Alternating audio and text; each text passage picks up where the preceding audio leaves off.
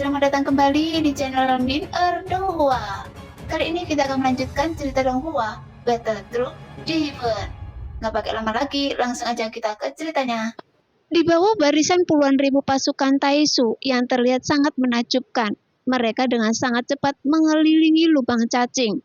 Pada saat yang sama, ketika Li He melihat beberapa bahtera muncul, dia masih mencibir dan menghentakkan kakinya. Karena dia sepertinya tidak tahu bahwa ada 50.000 pasukan keabadian dewa di dalam bahtera ini. Dengan kekuatan seperti itu, mereka jelas tidak kalah dengan para prajurit Taisu dalam hal kuantitas. Kenapa kalian tidak segera keluar? Li He berteriak dengan keras. Mengapa kalian masih bersembunyi dalam bahtera? Karena kalian berani mengambil tindakan pada pasukan Taisu saya. Mengapa sekarang kalian menjadi penakut?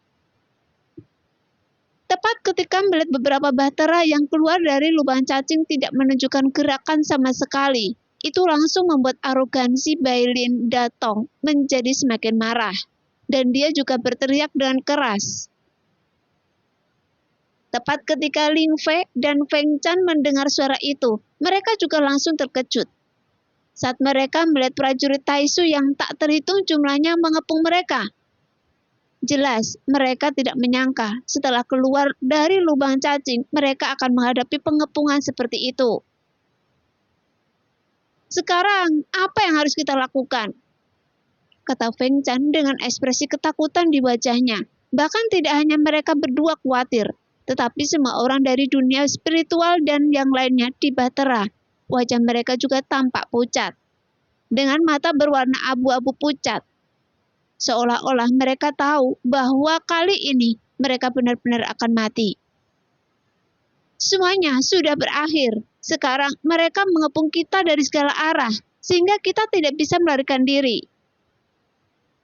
Pada saat ini, di atas bahtera sudah banyak orang yang ketakutan akan kematian, sehingga kemauan mereka untuk bertahan hidup langsung roboh, dan mereka juga mulai menangis. Bagaimanapun mereka telah melihat dengan mata kepala mereka sendiri, ribuan orang di mana mereka tinggal dibantai, dan darah mereka ditumpahkan oleh orang-orang yang mengenakan baju besi ini, dan mereka mati dengan sia-sia. Awalnya, mereka melihat dengan mata kepala sendiri bahwa dunia sensi sangat ramai dan damai. Tapi sekarang, dunia mereka berubah menjadi neraka yang penuh darah. Ditambah dengan pengalaman mereka selama ini, mereka tidak lagi mengalami satu momen hidup dan mati, melainkan adegan yang mengerikan selama pelarian yang tak terhitung jumlahnya. Bahkan hampir sepanjang waktu, mereka harus menghadapi segala macam bahaya. Jadi, saat melihat pemandangan ini, itu merupakan pukulan fatal di hati mereka. Bagaimanapun sekarang, seluruh lautan barat hampir musnah, karena tidak banyak bintang yang masih utuh, dan alam yang sedikit lebih kuat yang selamat. Namun ini bukan lagi keruntuhan negara dan keluarga, melainkan keruntuhan dunia.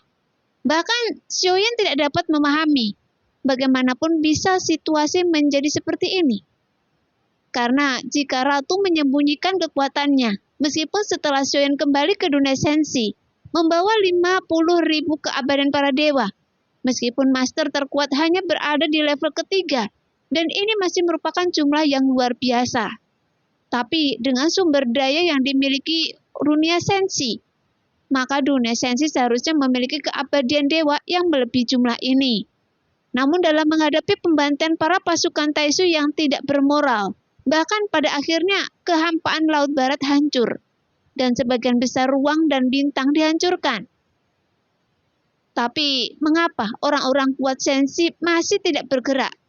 Jika ini hanya tentang menunda waktu demi pertempuran Xiaoyan sendiri, maka kerugiannya benar-benar tidak dapat diterima. Sambil memikirkan hal ini, Xiaoyan berdiri di atas bahtera sambil memandangi puluhan ribu prajurit Taisu di depannya. Namun meskipun dia menggertakkan gigi, tapi dia masih tidak tahu mengapa kecepatan invasi dunia Taisu bisa lebih cepat dari yang dia bayangkan. Saat ini, jika dilihat dari pergerakan Taisu, kemungkinan besar kekuatan utama Taisu akan meninggalkan kehampaan Laut Barat dan menuju kehampaan Laut Timur untuk menjarah sumber daya sana. Namun dari apa yang dipahami Xiaoyan, kehampaan Laut Barat dan ketiadaan Laut Timur, seharusnya kehampaan Laut Selatan adalah yang paling tak terduga. Tapi karena Ratu menyerah begitu saja pada kehampaan Laut Barat, semua makhluk hidup yang berada di sana, semuanya adalah jiwa yang dirugikan. Pada saat ini, mata Xiaoyan sudah penuh dengan niat membunuh. Kemudian dia mengepakkan tinjunya, karena dia tidak peduli pilihan apa yang diambil Ratu dan Yang Mulia. Sekarang, Xiaoyan secara alami mengerti bahwa Ratu sudah lama tidak mengambil tindakan, dan bahkan dia bersedia untuk melepaskan kehampaan di Laut Barat. Tapi seharusnya pasti ada pilihan. Adapun alasannya, selain kemungkinan besar, ini terkait dengan kelangsungan hidup dunia sensi. Setelah tertegun sejenak, Xiaoyan tiba-tiba berkata, "Saudaraku, tidak peduli apakah kalian dari dunia kuno Dewa Iblis Abadi. Sekarang situasinya telah mencapai titik ini. Jadi, saya hanya bisa merepotkan kalian. Sekarang, tidak satu pun dari semut yang menyerang sensi bisa dibiarkan hidup." Tepat ketika 50.000 keabadian dewa dari dunia kuno Dewa Iblis Abadi yang mengikuti Xiaoyan. Mendengar apa yang dikatakan Xiaoyan, tak satu pun dari mereka yang membangkang. Dan mereka semua langsung mengikuti perintah Xiaoyan. Adapun alasannya, itu sangat sederhana. Karena inti dari invasi dunia Taisu ke dunia sensi adalah sama. Jika penghalang dunia kuno Dewa Iblis Abadi tidak dapat diperbaiki oleh Xiaoyan, akhir dari dunia kuno Dewa Abadi akan menjadi kehancuran. Dan Xiaoyan adalah penyelamat mereka. Jadi ketika mereka datang ke dunia sensi, mereka semua menganggap diri mereka sebagai prajurit yang sudah mati. Jadi mereka tidak takut akan mati di sensi. Terlebih lagi, mereka juga melihat temperamen seorang pemimpin yang baik dalam diri Xiaoyan. Jadi mereka berpikir, selama mereka mengikuti pengaturan Xiaoyan, mungkin mereka tidak akan mati. Jadi mereka sangat bertekad. "Kalian semua bajingan, mengapa tidak berani keluar?" Li He terus berteriak dengan keras. "Komandan Bailin, saya akan membawa pasukan Taisu lainnya dan membunuh mereka." Setelah Li He selesai berbicara, dia segera bergegas ke depan. Namun bukan karena berani, tapi karena ingin memancing semua orang di Bahtera keluar. Lagi pula, siapapun yang menyerang lebih dulu dan membunuh lawannya, dia akan menjadi orang pertama yang bisa mendapatkan manfaatnya. Mendengar itu, Susi tetap tenang, bahkan matanya penuh kesungguhan. Tepat ketika melihat Susi tidak bergerak, sosok Bailin yang mengenakan baju besi seputih salju yang terpasang dengan sempurna. Sosoknya yang semak terlihat sangat bangga. Terutama dadanya yang terlihat sangat renyah dan bulat. "Saudara Su, apakah menurut Anda ada sesuatu yang tidak beres?" Bailin segera datang ke sisi Susi dan bertanya dengan lembut. "Sebaiknya kita harus berhati-hati, karena Bahtera ini tidak terlihat seperti sebelumnya, dan orang-orang di dalamnya tidak biasa.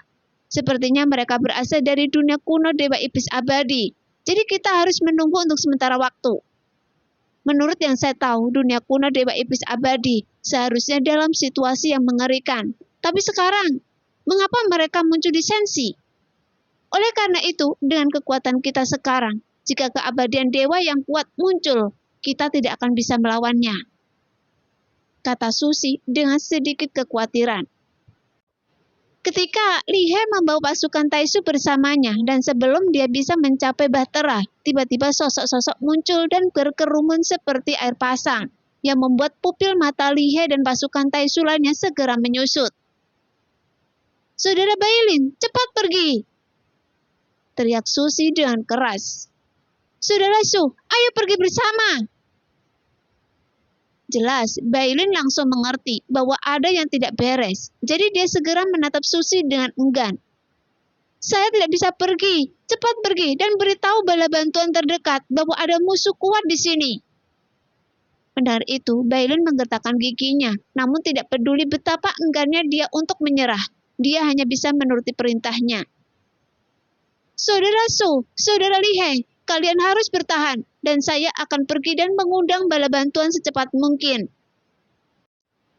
Setelah Bailin selesai berbicara, sosok Susi langsung mengaktifkan formasi cermin spiritual dan beberapa formasi cermin kekosongan yang menutupi tempat ini segera mengembun, yang membuat beberapa bahtera diselimuti seluruhnya. Segera, cahaya dingin dari Dewa Taisu menyapu dengan liar, sehingga tekanan dari beberapa formasi dapat mencapai kondisi terkuatnya.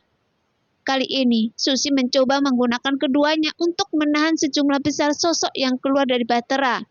Namun di bawah kekuasaan yang absolut, dia segera menyadari bahwa hal itu tidak ada gunanya. Sialan, mereka semua adalah keabadian para dewa. Melihat pemandangan itu, Li He bereaksi dengan sangat cepat, karena dia juga menemukan sesuatu yang aneh dengan cepat. Karena bawah penindasan ganda dari formasi dan cermin gelap kekosongan, hal itu hanya akan terpengaruh sampai batas tertentu. Namun faktanya, tidak ada sosok yang bergegas keluar dari bahtera. Namun Li He segera bergegas menuju Susi. Bagaimanapun perang akan segera pecah. Pada saat ini di udara, kekuatan penghancur mutlak terbentuk dari puluhan ribu para keabadian dewa yang berasal dari dunia kuno Dewa Iblis Abadi dan bergegas keluar dari bahtera.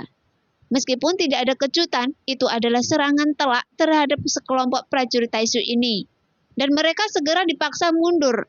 Namun kemanapun pasukan Taisu mundur, para Dewa Abadi langsung mengejar mereka dan membunuh mereka dengan cara yang mendominasi. Tepat ketika Susi melihat situasinya tidak berjalan baik, dia langsung melemparkan naga raksasa itu dengan lemparan yang ganas. Setelah mengabaikan naga raksasa yang ada di bawahnya, sebuah tinju menghantam naga raksasa itu dengan keras, yang membuat Susi mundur dengan cepat. Saya ingin melihat trik apa yang ingin Anda mainkan.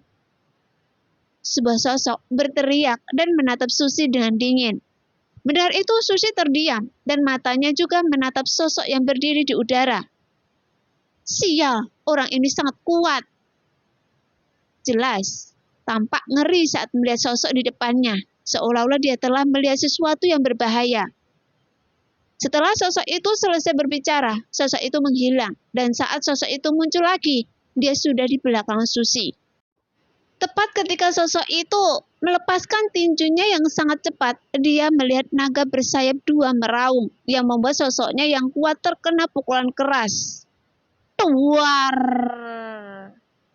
Di bawah suara ledakan keras, naga bersayap dua terbang menjauh. Melihat itu, Susi langsung bergegas dan segera menembak mundur ke belakang. Nah, demikianlah cerita hari ini. Terima kasih yang sudah menonton video Min Earth sampai selesai. Sampai jumpa di video selanjutnya. Bye-bye.